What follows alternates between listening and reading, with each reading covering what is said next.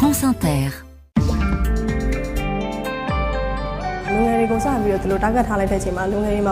Et Céline, nous sommes d'abord en Birmanie où les jeunes tentent par milliers de fuir le pays. Oui, tous les jours, ils forment d'interminables files d'attente devant les ambassades à Rangoon pour tenter d'obtenir un visa de voyage, sésame indispensable pour pouvoir quitter la Birmanie.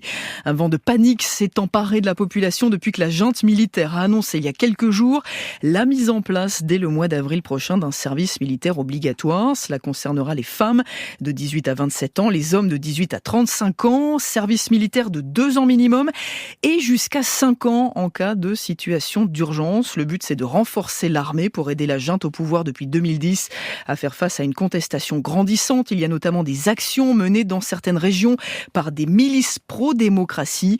Sauf que l'armée, elle est détestée par une grande partie de la population. Rejoindre ses rangs, ce serait prendre les armes contre nous-mêmes, disent en substance beaucoup de ces jeunes qui tentent donc à tout prix de quitter la Birmanie.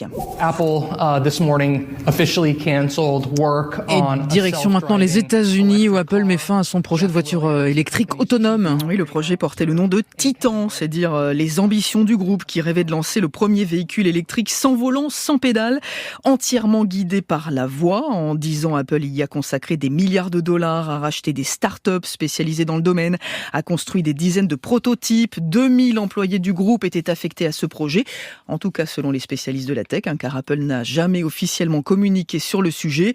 Et tout ça, c'est fini, toujours selon les médias américains, dont Bloomberg. Trop de déboires, trop d'incertitudes sur le marché de la voiture électrique. Les 2000 ingénieurs devraient rejoindre les équipes en charge de l'intelligence artificielle. Nouvel Eldorado des entreprises de la tech.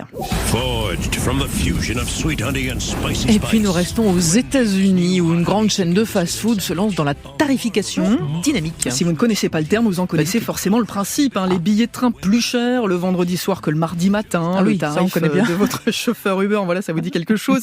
Qui double le samedi soir, plus la demande est forte, plus les prix augmentent. C'est ça, la tarification dynamique. On retrouve un peu partout grâce aux algorithmes pour les billets d'avion, pour les chambres d'hôtel et donc bientôt pour les burgers. C'est le groupe Wendy's qui va l'expérimenter à partir de 2025 dans ses 7000 restaurants à travers le monde. Les prix devraient donc varier en fonction de la demande. Par exemple, le burger coûterait $5 à 6h du matin, si toutefois vous avez vraiment envie d'un burger au réveil.